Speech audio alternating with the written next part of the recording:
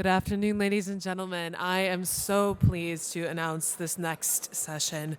So as you know, diversity is an essential driver of thought and innovation in every industry, and especially in the financial world.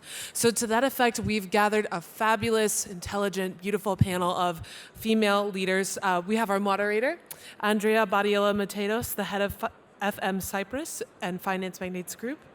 Tannya Jajal, an author and AI expert and futurist. Riana Chaili, managing director of Invast Global. Donna Stephenson, founder of Emerald Zebra. And Elena Krutova, the global head of people development and people care at XNES. Let's give them a warm welcome to the stage.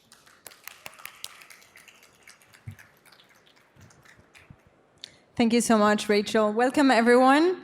I'm very excited to have this panel with all these amazing speakers, each one of them with a very specific perspective and angle to this very interesting topic. It's not every day that we talk about diversity, equality, and integration. So I'm going to open the panel, and then I would like, some questions will be guided to some of you, but please feel free to jump in and go ahead and complement the answers if you feel like it. So with no further ado, let's start by saying that diversity is an essential driver of innovation and growth in the financial space. So by making the highest echelons of financial leadership more inclusive, we can make finance more relevant and accessible to everyone, and therefore businesses more successful. So on the topics of the areas of growth and innovation, I would like to start with a question to Riana, actually. Where are you seeing most growth and innovation in this industry? Button. Up. Yeah. Okay. Hi. Can you hear me now? Yes. Right, so first of all, I want to thank you for inviting me to this panel. It's my first one, so everybody bear with me. So innovation has always been the core of this modern FX industry. And I think along with the fast technological developments, it has been vital for sustained industry growth. Now, these past couple of years has forced financial industries along with other industries and sectors to, let's say, accelerate the implementation of digital tools, both internally and externally. So the industry now has started to take advantage of the opportunities that you can find through innovation and disruptive technologies like artificial intelligence, machine learning, cloud, blockchain, to enable them be able to provide new services and basic capabilities. So although there is still room for the traditional, let's say, financial industry and all the services that they do the traditional way, the preferences of customers have shifted dramatically. They all prefer to use an app. They all prefer to communicate through chat rather than in person. And basically, we all rely on our smartphones to do pretty much everything from banking to trading. So I believe the main growth was around the overall online experiences.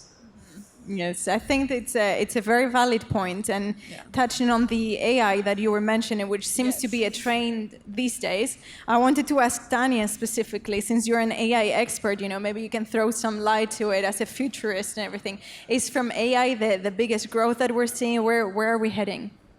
Yeah, absolutely. I mean, there's no doubt about the fact that we live in a world where AI is prevalent and abundant in many industries, and I'm sure people are tired of hearing that.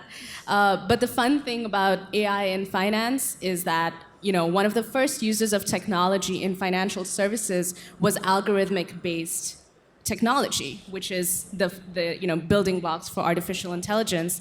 And that was in 1986 when I think it was Apex that came up with this AI-driven or algorithmic-driven technology known as Power Plan that was intended to create wealth management plans for individuals with income levels above $75,000 per year, right?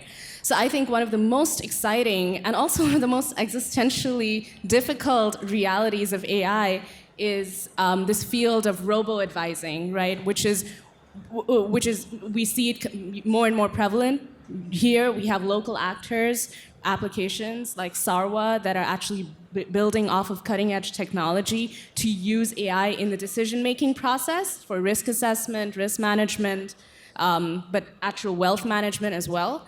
And what it brings into light, and what's fascinating for me, is what that means for the human actor and for so many people here who are working within the financial sector, right? We now have to rethink how we're going to leverage the power of that AI, but also leverage it in a way that doesn't make us irrelevant. And I don't think human decision making will ever be irrelevant. It's just a question of what it looks like, which is different. So we kind of have to go back to the drawing board or to the whiteboard and rethink what this looks like. Thank you. So what would you say have been some of the most interesting projects that you have seen lately? I'm guessing from your answer it would be towards the robo-advising probably, or the risk management, but if you could, point out a few of them. Yeah, absolutely. I personally think when it comes to AI specifically, robo-advising is very fascinating, but I don't think that's the most interesting tech trend within finance. I think the most interesting tech trend within finance is decentralization, which we can talk about further. But you see organizations like Betterment, like Sarwa, like a bunch of others, that are really just developing their algorithms and that are creating ethical decision-making in the sense that they want to create decision-making platforms that are deeper, that are more just, and that are not susceptible to the same cognitive biases and the same cognitive errors that we are.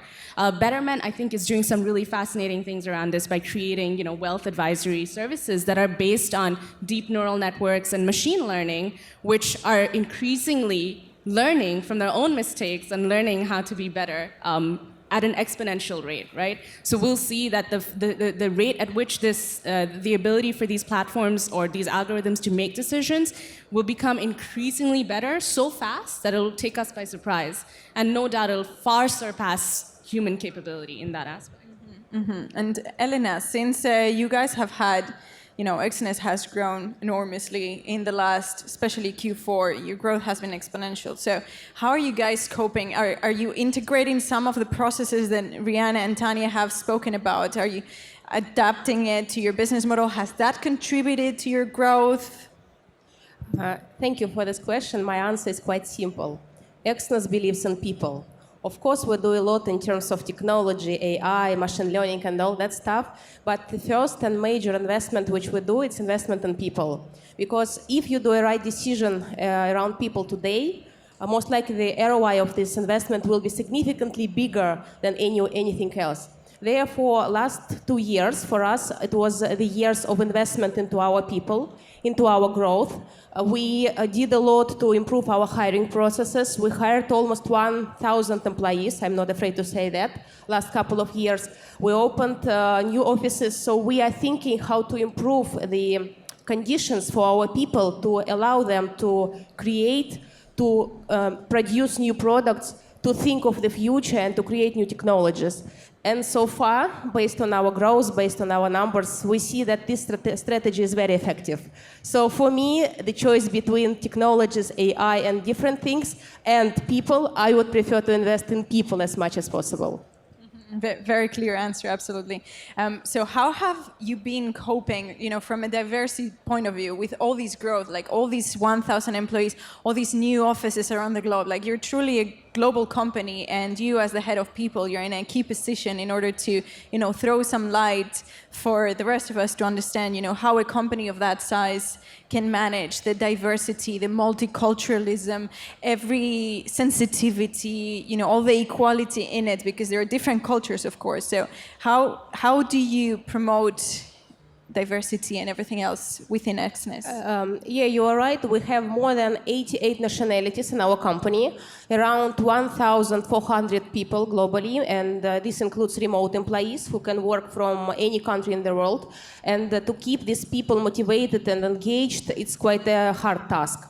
However, we see that the core in this culture which we create is the connection between the people. So by connection, we may mean some tools, how people can talk easily, different online platforms. The connection also means the human connection, that we force the culture of feedback among the employees. When employees and managers, they have a constant one-to-one sessions where they have number of discussions. We have initiative called Feedback Friday, when people can share their feedback about anything.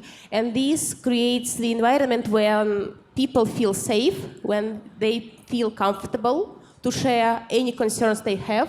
And this, of course, cause even more innovative approach than it could be. So for us, diversity is not just the numbers, it's about the way to listen to everyone and to see the benefits from every culture, from every country, and from different personalities. We have many of them.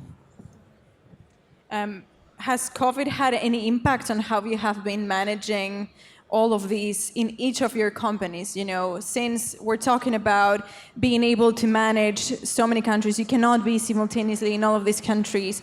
Policies, you're probably adjusting to each of these specific countries. All of you have a multicultural and, you know, multinational background. So how would you recommend after COVID or during COVID, because we're still in it, to manage all of these once you have sorted out, let's say, the basic challenges that were pre-COVID, as if it wasn't enough already? What has been the case now after COVID? The mental health, you know, the equality, the age gap, you know, since there were a lot of teams probably that were working on a face-to-face basis, and, you know, some older generation can be more integrated in those spaces, and suddenly everything becomes remote. Diversity and equality is not just about gender or disabilities, it's also about age. So how have each of you been handling this situation during and after COVID, and what are you planning to do forward? I can take that really quickly. So I'm come here today as an independent, but I work for VMware, which is one of the leading cloud companies.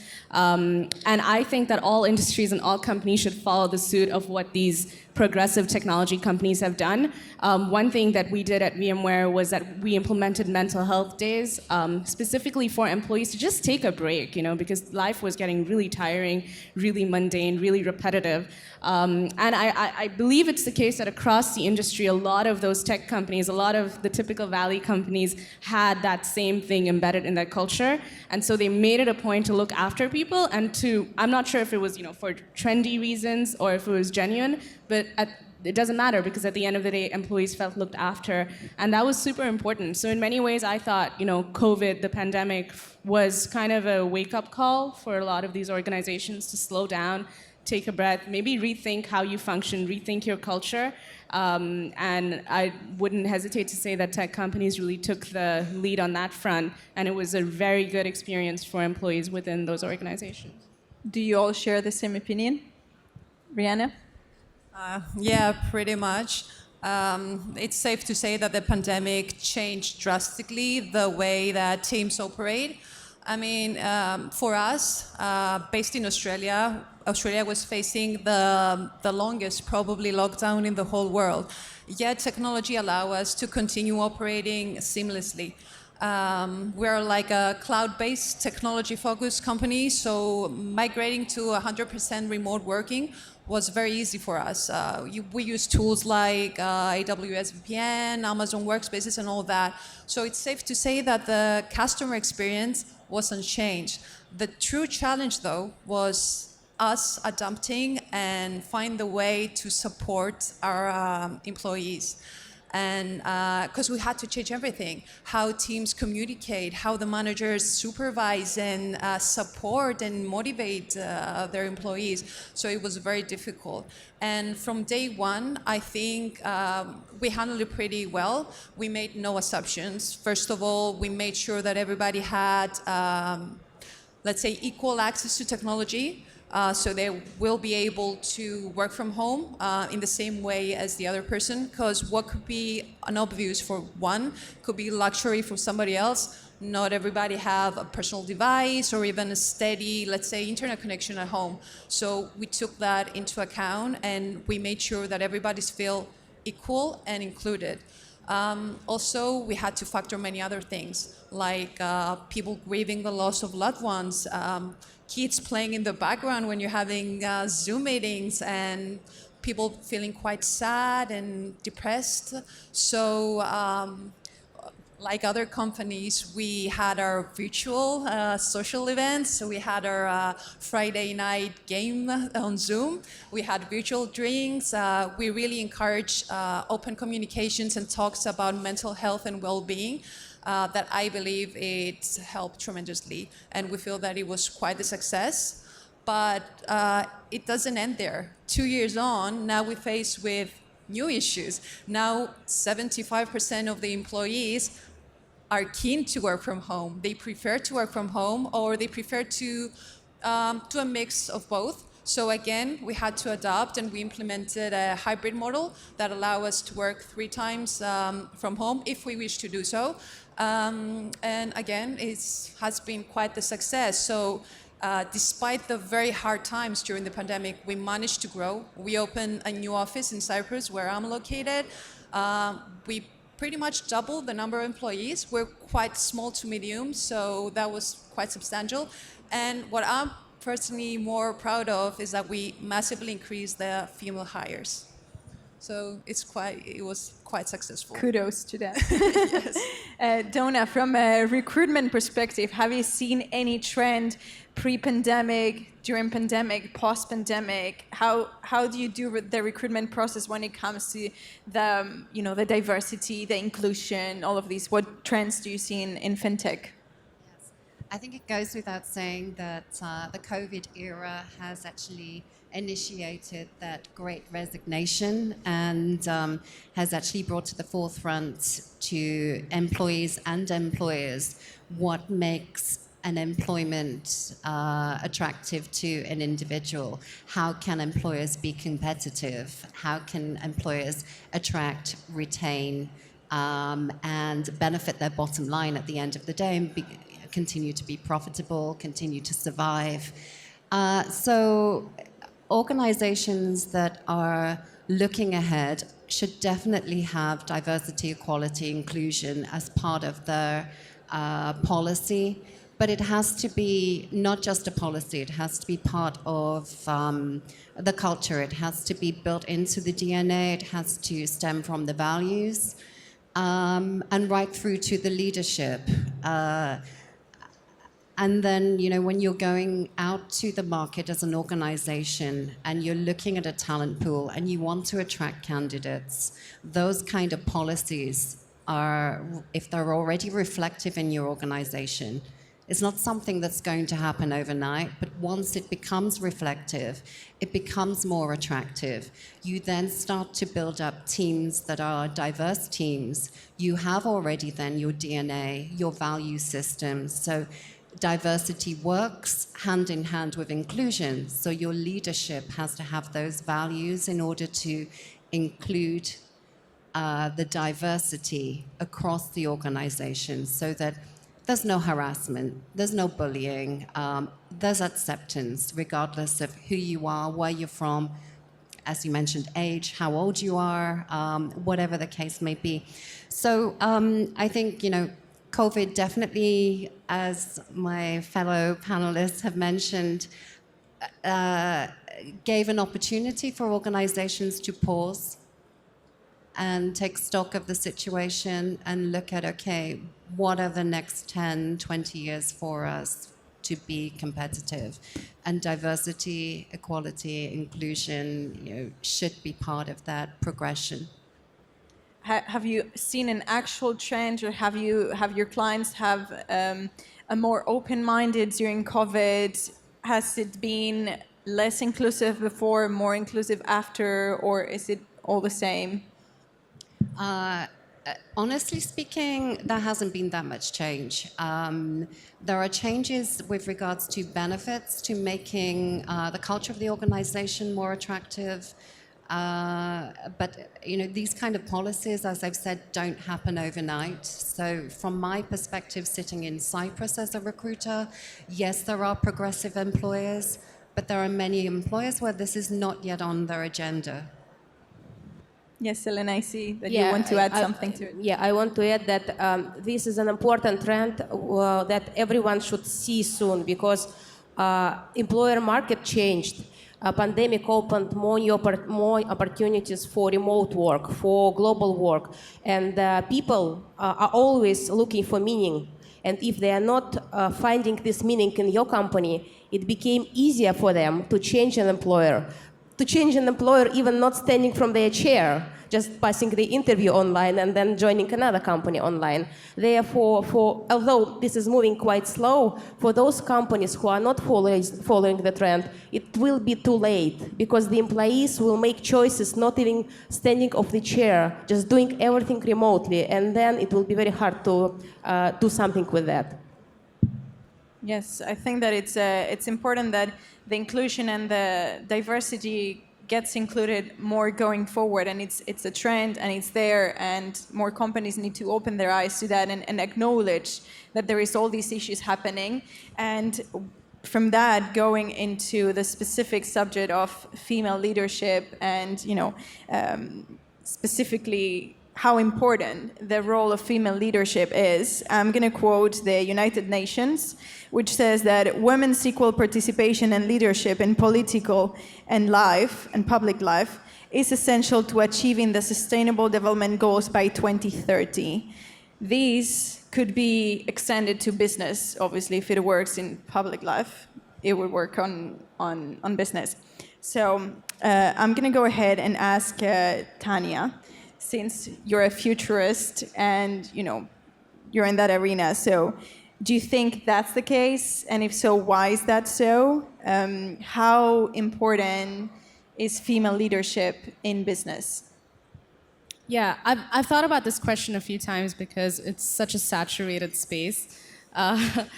The way that I like to think about it is I like to draw from Eastern philosophy to draft this answer, which is typically in existence within society, there are masculine and feminine traits. And if you go back 2,000 years back to where Eastern philosophy sort of conceptualized that, masculine and feminine traits were not necessarily associated with a gender. They're just different kinds of traits.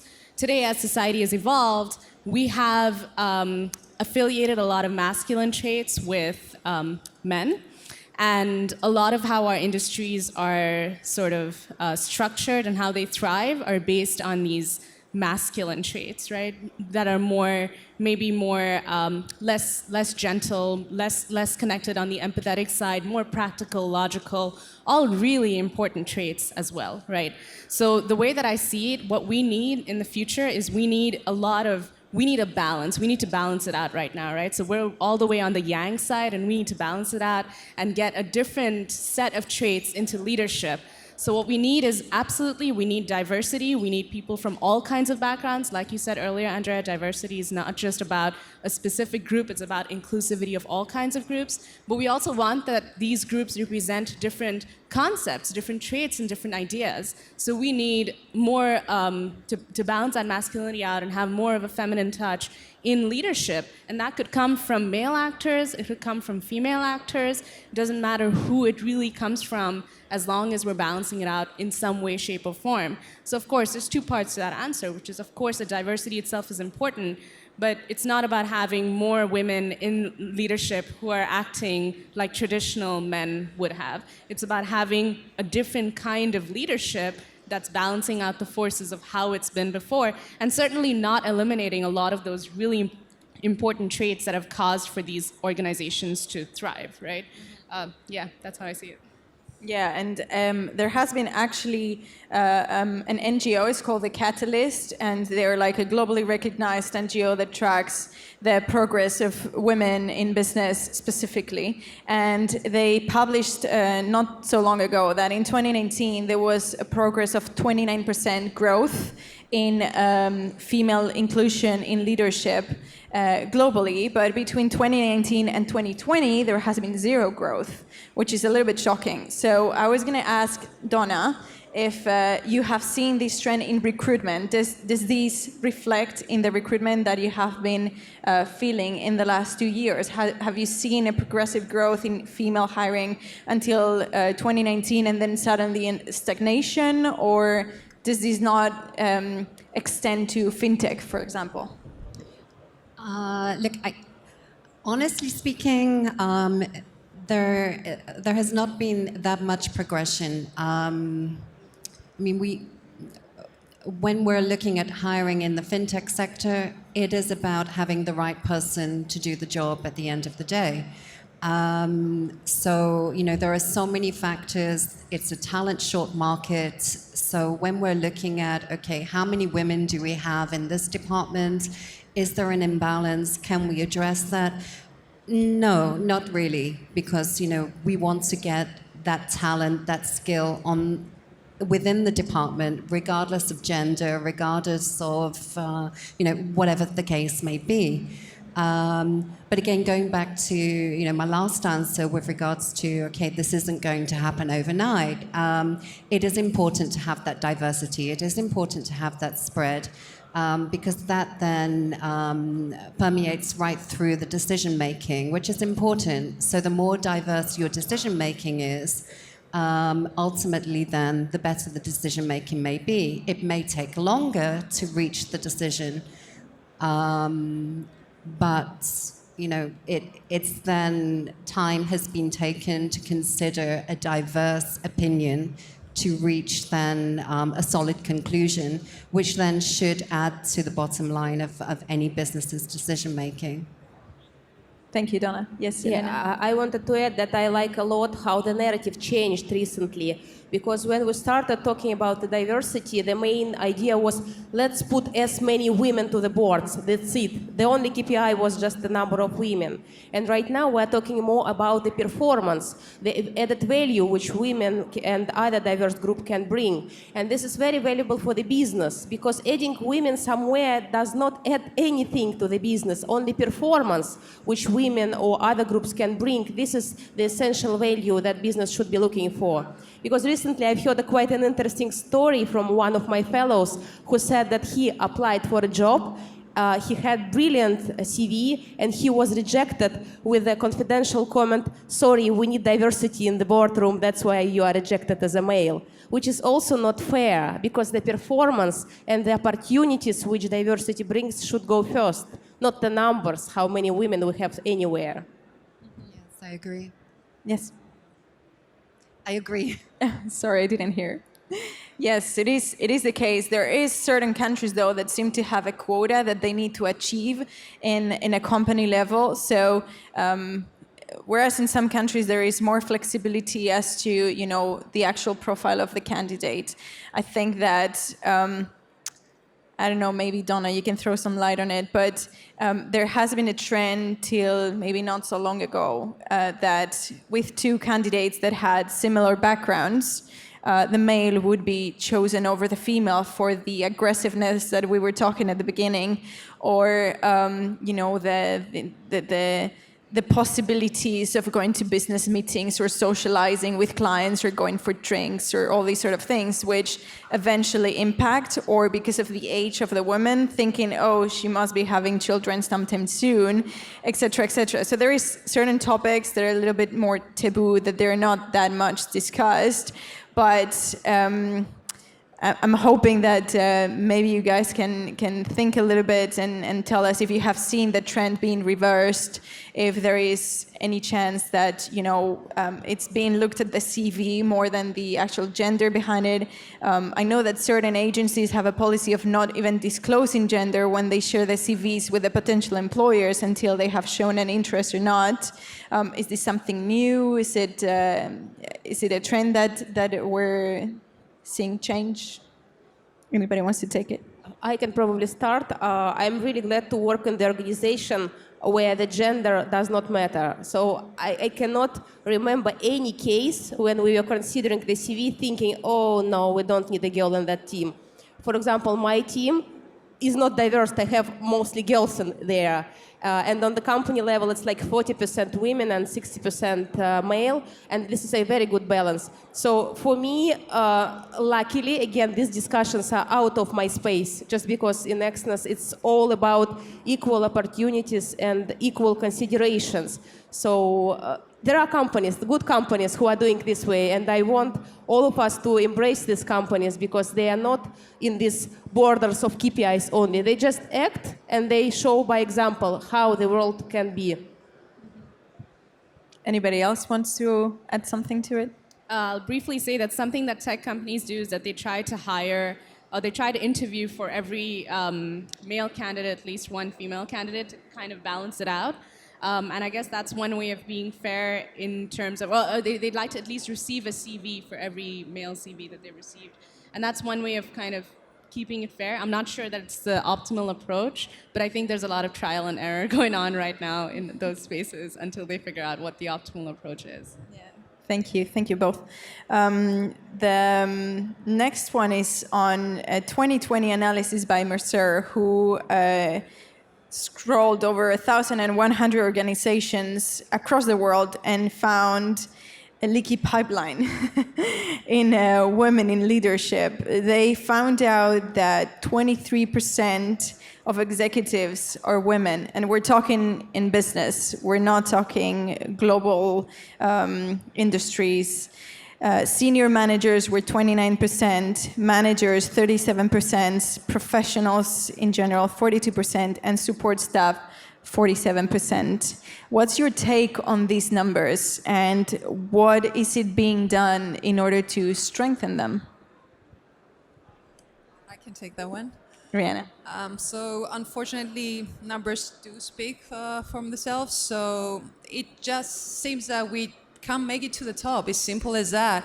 I was reading the other day about the non-profit organizations, and I personally believe that they were mostly led by women, and I was very surprised to see that only 20% of the top positions, even in non-profit, are held by women. So that was quite mind-blowing. So the question is, what can we actually do to fix these numbers? My opinion is basically that women that want to stay in the workforce, they just drop out. They drop out completely, or they don't seize the opportunity, they don't reach out, they just give up. And although all the seminars and the mentoring and the flexible hours and all those tools are very important and necessary, I believe the messages that we tell ourselves, tell our female colleagues, tell our daughters are even more important. So we need to begin from those. Simple messages like, sit on the table. You belong here, you have a place here, you're not out of place. It's fine for you to be here. It's one very strong message we need to pass on. Women tend to, let's say, sabotage themselves, don't believe so much in our capabilities, myself included. Often success and likability is kind of negatively correlated for women. A man is a go-getter. A man, is all these great things, but a woman that is reaching for an opportunity, she's too pushy, she's too aggressive, she's too this and that. So traditionally, we've been told that we need to be polite and gentle, and we need people to like us as women. So in our head, there's kind of something contradicting. So we really we don't know what we want to do. So it leads to men reaching for these opportunities much more. I can share a personal experience that I had when I was pretty young, when I started in the industry like 10 years ago. We went to a meeting with my then boss. I think I was 2 years in, and I was promoted to head of the brokerage department back then. So we went to a meeting. We were meeting someone for regulation reasons and all that. So my boss walks in, and the person gets up, and he asks, is the head of the brokerage joining us? To me, he assumed that I was my boss's personal assistant or I don't know what. And my boss got very mad. He told him, well, here she is. Yes, so pleased to meet you and all that. So when we left, my boss told me something that I still remember. He told me, Riana, make sure you correct them. Make sure you correct them. Stand your ground. He told me I could walk in with my pajamas and they would still assume that I am the boss. And unfortunately, we're not there yet. we're not there yet. They wouldn't make this assumption, especially in the FX industry, which is honestly very male-dominated, and especially the department that I've been working on, trading desks, the brokerages and all that, still is. So make sure you correct them so they know you're there and other girls will join you going forward. So I think that's one of the most important messages we need to pass on to everybody that's thinking of joining us. Taking notes. Anybody wants to add something to it? Yeah, so I mean, just on discrimination, so believe it or not, I haven't experienced discrimination myself throughout my career. And I think that's part and parcel of having strong male and female role models throughout my career. And I think this is where it starts. It has to start with education. It has to, for example, one of the key areas that I'm recruiting into in the industry is tech. And I get very excited when I receive CVs of female developers, for example, because they're completely underrepresented in society. But, you know, through that education, through the role models that we're seeing in, you know, this 21st century, there are a lot of advancements to work towards correcting that balance, and that's exciting. And that's when we completely diminish this, you know, you're a developer, then you must be male. If you're a female developer, you're not as respected by your male colleagues. No, this shouldn't happen. And in progressive organizations where there is a fully inclusive culture, it's respected side by side, but it's coming from the education. And that education is then built through the people that you hire. They're sharing the same values, and those values are embedded in the DNA of the culture to ensure that no discrimination happens, and that them we're hiring based on skill. We're not saying, okay, we don't have X amount of female developers in our tech team, we need to just hire women. No, we want to hire because we hire the best person to do the job. And so, you know, eventually we will get to a point where we do see more and more females choosing to study computer science, develop their careers within that environment, just using tech as an example there. And maybe also being more visible, because like Riana, you were saying that our industry, the fintech industry, is mostly male dominated, but that doesn't mean there isn't amazing women participating in that industry. So it's also about being more vocal probably about it, because it's not that the women are not there, but they're probably more discreet. They don't like to make that much noise. Whereas men, you know, it's like, here I am, and I'm doing amazing business. So it's maybe about being more proud as well, putting the word out there and showing that you're there, you know, stand your ground, like you were mentioning. So being more a visible part of it. So it's probably something that is in the culture, and from all your answers, I'm gathering that, you know, culturally it needs to evolve in parallel as with the hiring policies, you know, everything that has to do with the diversity, with the inclusion. It also has to do with the mentality and what we're telling our daughters, what we're telling our colleagues, how we're supporting them, how we're mentoring them, et cetera, et cetera. So with that, I'm gonna, Elena, you wanted to add something? I wanted to add that the main enemy of diversity is unconscious biases we all have. And talking about female developers or male doctors or whoever, we need to be conscious about these biases which are instilled in our heads. Because although consciously we may say that diversity is good, that everything is based on the skills, unconsciously we may still have these assumptions. And if we all are aware how we are influenced by these assumptions, then probably the world is getting better and better. Because whatever we say, it should be not only said consciously, but also unconsciously. Being aware, it's first step. I'm going to ask my last question, and then we're going to open the floor for questions. I can't see how much time we have left.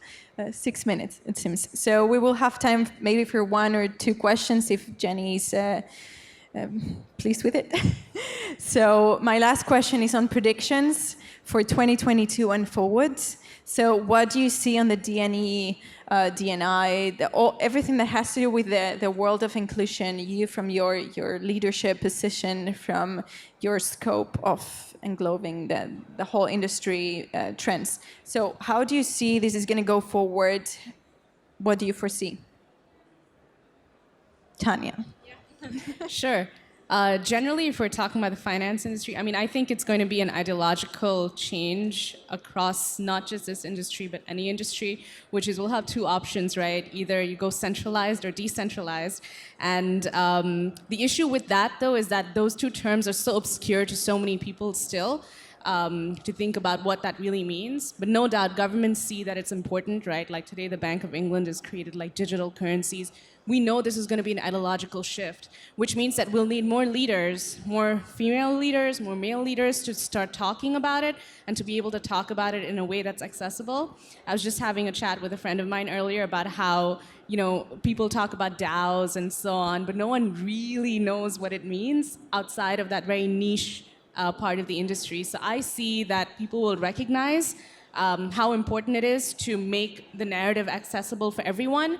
And that's inclusion, right? Inclusion is also inclusivity of ideas and getting everybody on board.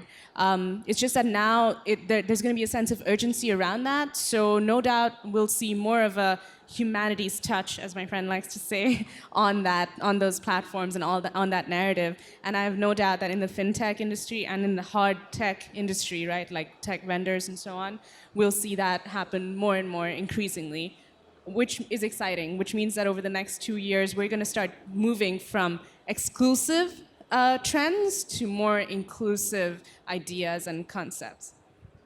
Thank you, Tannya. Riana? Yes. So for me, this whole diversity, inclusion, equality, it's at some points looked as good to have, as a checklist, as something that you need to have a policy in place so, you know, everybody feels nice and you feel nice and all that, but it's way much more than that. If it's just that, it's not going to work. I'm going to give an example from our company, Invast. A few months ago, we made a very conscious decision to shift our internal management structure to what we like to call the squads. So these squads, what they basically are, there's some diverse teams. What we did is we took people from different departments, of different seniority, different gender and all that, and we created some independent teams that they're responsible for core functions. So whether you come from marketing or you are an accountant, a junior or whatever, you have a say. They're all taking care of a particular project, a function, and they need to speak their mind. They need to give and take feedback and being heard. So we implemented this new, let's say, structure. It hasn't been perfect from day one, but I think this is what it's all about. Trying new things, not just checking a box, getting the feedback and move forwards. And I believe that apart from us, the employees, feeling that we are included, that we have a say, the company can benefit widely from this, because you create a diverse team and chances are you will be able to get closer to what your customer is looking for, because you will be closer to the majority of your customers rather than just a very small let's say, chunk of your customers. Very interesting concept indeed. Yeah, let's see. So in 2022, I want us to perfect that, and next year, presenting, you know, all the amazing results it brought. Very nice. We look forward to that. Elena, what do you foresee? I foresee that if we all continue doing our job well, we will see huge progress. We have to be good role models. We have to show good performance in our companies. People departments should start caring of people more than it was before. And if we all continue doing what is needed, showing the role modeling and good examples, then others will follow. It's just the way how the things exist in the world. If you show the right behavior, more and more people soon will start coping with the behavior. And I see that still the trend is into that way, but we all just make another effort and then the results will be obvious. Thank you. Donna, final thoughts on what do you foresee? Role models reinforced through corporate branding especially then including social media and the broadcast of those images, which will then hopefully lead to a more diverse, inclusive society. You will see images, say, of women leading organizations. These images are branded by the organizations, and that then will attract and will hopefully then lead to a scenario where we can have that balance. And then, we're back to focusing on, if we're looking for talent from the talent pool, we're recruiting based on performance, skill, and gender, whatever else, that is the idyllic future. And we should get there, but not overnight. Beautiful thought. Thank you, everyone. I'm going to open the floor for questions now. One over there. Hello. Thank you to the awesome panel of women leaders. In fact, next year, I am going to bring my daughter here because I think you're all setting a super example, and I really mean that. Riana, you gave a really good example of a positive role model, a male that existed in your career. And so I'm going to put all of you in the spotlight here, with the exception maybe of you, Riana, because you gave us that example, so including you, Andrea. In your careers, and this is to help me and other male leaders, why don't you just run through and give us all an example of a positive male role model that influenced you to get to where you are today? Okay? Anybody wants to take that one? Yeah, sure. Yeah, I can start. I mean, my a positive male role model, right? So like I said, I come here as an independent, but I actually work at VMware, which is a large technology vendor, and I would say that my main motivation and one of my key role models was, in fact, a man, and was the director of the organization that I was a part of, that I am a part of. The specific vertical, which is consulting services within VMware. And he's been exceptional. Like, there's really no other way to put it except for the fact that he really advocates for people. And I think fundamentally at the core of what he represents is fairness across anyone. And that translates to the people who report directly to him and the people that he sees potential in. And I think that's a good trait for any leader, right? Like, it's really like, how fair are you with customers? How transparent and honest are you? And how do you carry that on to the people that you interact with? Because if you're fair, honest, and transparent, then you're humble enough to consider your own cognitive biases, right? Your own unconscious and conscious biases that might come into play when you're interacting with people. And you're humble enough to learn from them and say, yeah, I made a mistake and I'll move on. And I think that for me, that's very inspiring. And it's really helped me push forward. Like, there's that one person, and it doesn't have to be a female, I guess. Yeah. Thank you, Tannya. Anybody else? Yeah, I can take it. It's not biased, but I will definitely say our current CEO at Invast Global, it has been a tremendous influence for me. He's actually the reason why I'm on this panel. I was sleeping, it was Australian hours, and by the time I woke up, I was invited to this panel. And the reason was solely because he believed that I would be a great fit for this panel. He strongly believes in me, and he keeps pushing me in the best way possible to, achieve my full potential, to, let's say, bypass anything that I have on in my head that is stopping me from doing what I want. So he believes in me, and he pushes me in the best way possible. So I think that, it's very important. Like your own mentor. Yes, it's exactly Mentorship, that. yeah. It's exactly that. So we're off to good stuff. Great. One more question over here.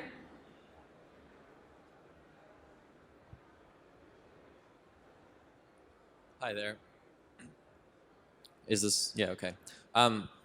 Walking around this right now, I see a lot of stuff, everything's Forex and everything's about trading, and right now there's a lot of digital revolutions happening, and I'm curious, what can we do as individuals and as a society to make sure that there's inclusion in the next generation of billionaires that are being created in the next 5 years with all of these new fintech, Web3, blockchain innovations? It seems a lot of people who are already in the know with technology who want to go off the beaten path and go mine a bunch of crypto or whatever it is.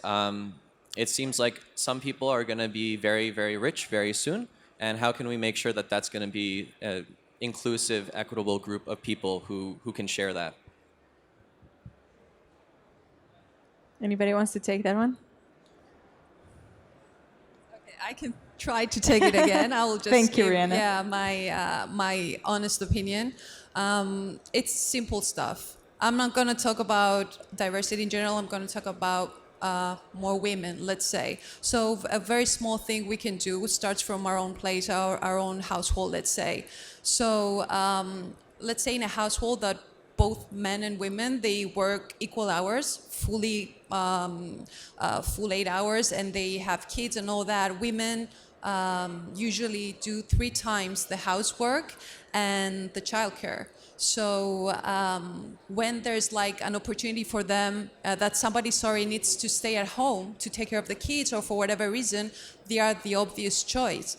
What we need to do is break these stereotypes and normalize, let's say, the stay-at-home dads, the women that want to stay in the career, and that it's normal and all that. So once we break all the stereotypes and support and normalize that it's fine for the women to be the ones that break the bread at home and all that, I think this industry that is, let's say, it's quite rich, let's say, it will be able to have more women and more diversity in general.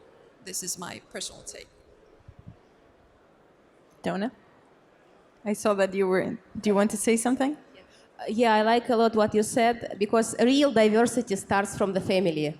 And real inclusion starts from the family. And if husband and wife share the same responsibilities, then there is no need for these discussions, because equality starts there.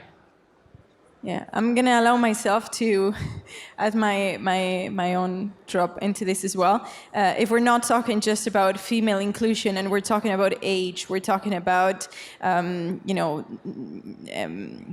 disabilities and people from many different backgrounds, I think that one of the best things that we can do in order to move forward is to be aware, like Elena was saying, be aware of these unconscious bias that we all have, as much as we don't like it, about country of origin or religion or gender or age or anything like that. So we have, like you're mentioning, a lot of new verticals that are starting, a lot of new millionaires that are going to pop up.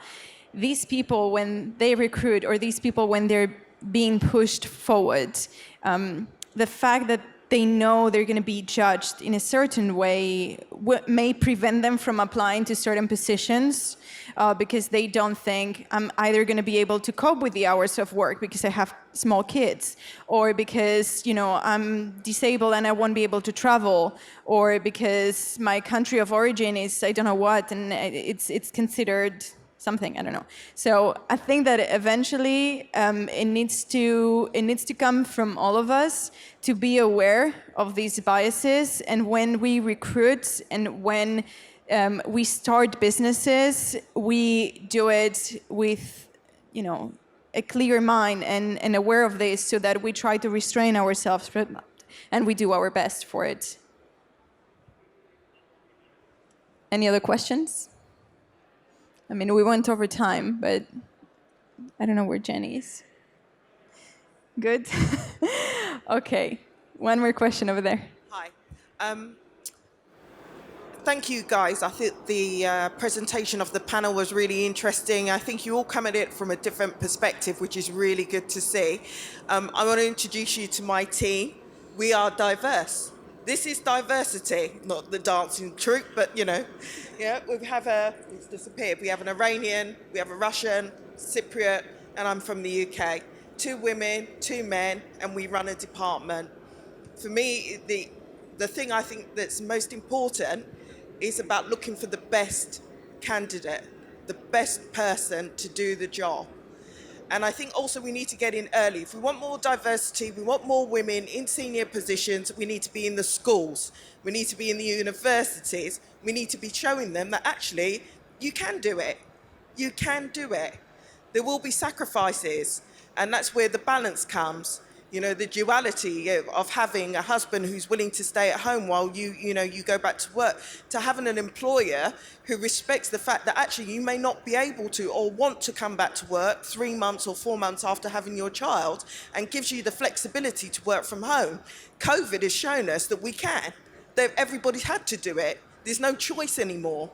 So I think, those changes, what we saw in the pandemic, it gives us, shows us a lens that actually we can work that. And the things that normally have stopped or prevented women from progressing, actually, they're all the things that happened during the pandemic. And actually, we were still there. We were still working. We were still delivering. We just need to have the opportunity. But we also need to educate the people who are coming before us. We need to create programs where they can come into the companies, that they can actually shadow people, understand what are the opportunities for me. I'm sitting there, I'm doing my O-levels, I'm doing my English, literature, language and stuff. What are the opportunities here? The guy here talks about, you can talk about metaverse, you can talk about DAO, you can talk about, all of this. This is not the language that's being taught in schools. So for women, how do I get the opportunity? I need to be educated. Everybody needs to be educated, but it needs to be balanced. Thank you. I think we're going to have to leave it at this, as interesting as this is, or my head will roll. So I'm going to ask you for a big round of applause for our panelists. They have been amazing. And I encourage you to take all these lessons and spread the word, keep in mind, be aware, and let's meet again next year to see this progress that we're talking about. Thank you, everyone.